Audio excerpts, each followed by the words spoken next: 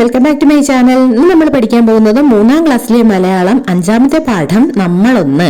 അതിൽ വരുന്ന കുട്ടമ്മാനും കൊട്ടാരവുമാണ് നോക്കാൻ പോകുന്നത്.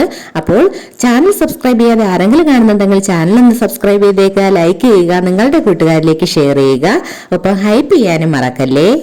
നമുക്ക് വായിക്കാം. നമ്മളൊന്ന്. ജനാധിപത്യം എന്നത് ഒത്തുചേർന്നുള്ള ജീവിതമാണ്. പറഞ്ഞതാരാ? ഇത് BR അംബേദ്കറുടെ ഒരു കോട്ടാണ്. അവിടെ 2 ഫോട്ടോകൾ കാണാം. ഒന്ന് മഹാത്മാഗാന്ധിയുടെയും ഒന്ന് അംബേദ്കറുടെയും ഫോട്ടോയാണ് കാണുന്നത്. ആരാണ് ഗാന്ധിജി? നമ്മുടെ രാഷ്ട്രപിതാവാണ് അല്ലെ. അതുപോലെ ആരാണ് BR അംബേദ്കർ? നമ്മുടെ ഭരണഘടനയുടെ ശില്പിയാണ്. ജനാധിപത്യം എന്നത് ജനങ്ങളുടെ ഭരണമാണ്. ജനങ്ങളാണ് ഭരണാധികാരത്തിന്റെ ഉറവിടം. അതുപോലെ ജനങ്ങൾ തന്നെയാണ് ജനപ്രതിനിധികളെ തിരഞ്ഞെടുക്കുന്നതും. ജനങ്ങൾ തെരഞ്ഞെടുപ്പിലൂടെ ജനപ്രതിനിധികളെ തിരഞ്ഞെടുത്ത് ഭരണം നടത്തുന്നതിനെയാണ് ജനാധിപത്യം എന്ന് പറയുന്നത്. കുട്ടമ്മാനും കൊട്ടാരവും. നമുക്ക് കുടയുമൊക്കെ പിടിച്ചു നിൽക്കുന്ന കുട്ടമ്മാനെ കാണാം, ഒരു പെൺകുട്ടിയെയും കാണാം. നമുക്ക് വായിച്ചാലോ? കുട്ടമ്മാൻ എങ്ങട്ടാ? കൊട്ടാരം കാണാൻ. അയ്യോ എന്റെ കുട്ടമ്മാനെ, കണ്ണട ഇല്ലാണ്ട് കൊട്ടാരത്തിൽ ചെന്നിട്ട് എന്തു കാണാനാ? ആ പെൺകുട്ടി കുട്ടമ്മാനോട് ചോദിക്കുകയാണ്, കണ്ണടയില്ലാതെ എന്ത് കാണാനാന്ന്. കുട്ടമ്മാൻ ഉടനെ മടങ്ങിച്ചെന്ന് കാലില്ലാത്ത കണ്ണട എടുത്ത് മൂക്കത്ത് വെച്ച് വീണ്ടും പുറപ്പെട്ടു. കുട്ടമ്മാൻ എങ്ങട്ടാ? കൊട്ടാരം കാണാൻ. അയ്യോ എന്റെ കുട്ടമ്മാനെ, കുടയില്ലാണ്ട് കൊട്ടാരം നടന്നു കാണാനാവില്ല. കുട്ടമ്മാൻ ഉടനെ മടങ്ങിച്ചെന്ന് കാല് വളഞ്ഞ കുടയെടുത്ത് നിവർത്തിപ്പിടിച്ച് വീണ്ടും പുറപ്പെട്ടു. കുട്ടമ്മാൻ എങ്ങട്ടാ? കൊട്ടാരം കാണാൻ. ബാക്കി വായിക്കാം. അയ്യോ എന്റെ കുട്ടമ്മാനെ, കണ്ണട വെച്ച് കൊട പിടിച്ച് ചെന്നാ കൊട്ടാരത്തിൽ കേറ്റോ? അപ്പോ കുട്ടമ്മാനോട് ചോദിക്കുകയാണ്, കണ്ണടയും വെച്ച് കൊടയും പിടിച്ച് ചെന്നാ കൊട്ടാരത്തിൽ കേറ്റോന്ന്. എന്താ കേറ്റാണ്ട്? ഇത് പണ്ടത്തെ കൊട്ടാരല്ല, പണ്ടത്തെ കുട്ടമ്മാനല്ല. എന്നെ ഭരിക്കാൻ ഞാൻ നിയമിച്ച രാജാവിനെ ഞാൻ കൊടുത്ത കൊട്ടാരത്തിലേക്കാ ഞാൻ പോണത്. മനസ്സിലായോ? അപ്പൊ എന്താ കുട്ടമ്മ പറയണത്? ഇത് രാജാവ് ഭരിക്കുന്ന നാടുമല്ല, ഭരിക്കുന്നത് രാജാവുമല്ല. ഇപ്പോ ആരാ ഭരിക്കുന്നത്? ജനങ്ങളാൽ തിരഞ്ഞെടുക്കപ്പെട്ട ജനപ്രതിനിധികളാണ് ഭരിക്കുന്നത്. അതായത് ജനാധിപത്യമാണ്. രാജഭരണത്തിൽ നിന്നും ജനാധിപത്യത്തിലേക്ക് മാറിയതിനെ കുഞ്ഞുണ്ണി മാഷ് ഒരു ചെറിയ കഥയിലൂടെ വലിയ ആശയം ഇവിടെ വരച്ചിടുകയാണ്. നമുക്ക് ചിത്രത്തിൽ വോട്ട് ചെയ്യാൻ നിൽക്കുന്ന ആൾക്കാരെയും വോട്ട് ചെയ്യുന്നതുമൊക്കെ കാണാം. ജനാധിപത്യത്തിന്റെ ഏറ്റവും വലിയ അവകാശമാണല്ലേ വോട്ടവകാശം. വോട്ടവകാശത്തിലൂടെയാണല്ലോ നമ്മൾ ജനപ്രതിനിധികളെയൊക്കെ തിരഞ്ഞെടുക്കുന്നത് ആണല്ലോ.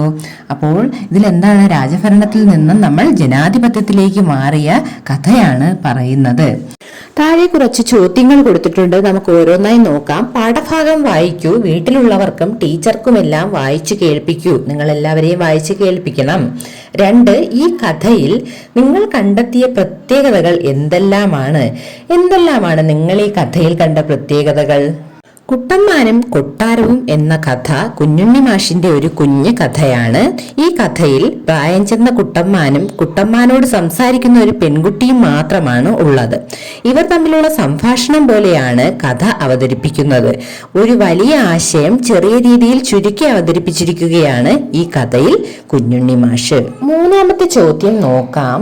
ഇക്കാലത്ത് നമ്മുടെ നാട്ടിൽ രാജാവില്ലല്ലോ, പിന്നെ കുട്ടമ്മാൻ കാണാൻ പോകുന്നത് ആരെയായിരിക്കും കാണാൻ പോകുന്നത്?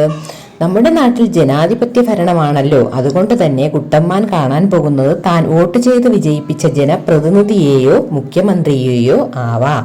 അടുത്ത ചോദ്യം നോക്കാം. എന്നെ ഭരിക്കാൻ ഞാൻ നിയമിച്ച രാജാവിനെ ഞാൻ കൊടുത്ത കൊട്ടാരത്തിലേക്കാ ഞാൻ പോണത്. മനസ്സിലായോ? ഇതുകൊണ്ട് കുട്ടമ്മാൻ എന്താണ് ഉദ്ദേശിക്കുന്നത്? എന്തായിരിക്കാം ഉദ്ദേശിച്ചത്? ജനങ്ങൾ വോട്ട് ചെയ്ത് വിജയിപ്പിച്ച ജനപ്രതിനിധികൾ ജനങ്ങളെ ഭരിക്കുന്നതിനെയാണല്ലോ ജനാധിപത്യം എന്ന് പറയുന്നത്. അതുകൊണ്ട് തന്നെ കുട്ടമ്മാൻ താൻ വോട്ട് ചെയ്ത് വിജയിപ്പിച്ച ജനപ്രതിനിധിയെയോ അല്ലെങ്കിൽ മുഖ്യമന്ത്രിയെയോ ആണ് രാജാവ് എന്ന് പറയുന്നത്. പണ്ട് രാജഭരണമായിരുന്നു, എന്നാൽ ഇന്ന് ജനാധിപത്യ ഭരണമാണ്. ജനങ്ങളെ ഭരിക്കാൻ ജനങ്ങൾ തന്നെ നിയമിച്ചവരാണ് ജനപ്രതിനിധികൾ. അതുകൊണ്ടാണ് എന്നെ ഭരിക്കാൻ ഞാൻ നിയമിച്ച രാജാവിനെ ഞാൻ കൊടുത്ത കൊട്ടാരത്തിലേക്ക് ഞാൻ പോണത്. മനസ്സിലായോ എന്ന് കുട്ടമ്മാൻ പറയുന്നത്. ജനപ്രതിനിധികൾ ഇരിക്കുന്ന നിയമസഭാ മന്ദിരത്തിലേക്കായിരിക്കും കുട്ടമ്മാൻ പോകുന്നത്. അടുത്ത ചോദ്യം നോക്കൂ. ടീച്ചറോടൊത്ത് സമ്മാനപ്പൊതി എന്ന കളി കളിച്ചുവോ? ഇതിൽ നിന്ന് എന്തെല്ലാം പുതിയ കാര്യങ്ങളാണ് കണ്ടെത്തിയത്? ക്ലാസ്സിൽ നിങ്ങൾ സമ്മാനപ്പൊതി കളി കളിക്കണം. അടുത്ത ചോദ്യം, കുട്ടമ്മാന്റെ കഥ പാവനാടകമായി അവതരിപ്പിക്കൂ. അപ്പൊ പാവനാടകമായി നിങ്ങൾ കൂട്ടുകാരോടൊപ്പം ചേർന്ന് ഈ കഥ അവതരിപ്പിക്കണം. അപ്പോൾ ഇത്രയേ ഉള്ളൂ ഈ പാഠം. അടുത്ത പാഠഭാഗം താങ്ങും തണലുമായി അടുത്ത ക്ലാസ്സിൽ കാണാം. ഒന്നുകൂടി ഓർമ്മിപ്പിക്കുന്നു, ചാനൽ സബ്സ്ക്രൈബ് ചെയ്യാതെ ആരെങ്കിലും കാണുന്നുണ്ടെങ്കിൽ ചാനൽ ഒന്ന് സബ്സ്ക്രൈബ് ചെയ്തേക്കുക, ലൈക്ക് ചെയ്യുക, നിങ്ങളുടെ കൂട്ടുകാരിലേക്ക് ഷെയർ ചെയ്യുക. അടുത്ത ക്ലാസ്സിൽ കാണാം. Thanks for watching.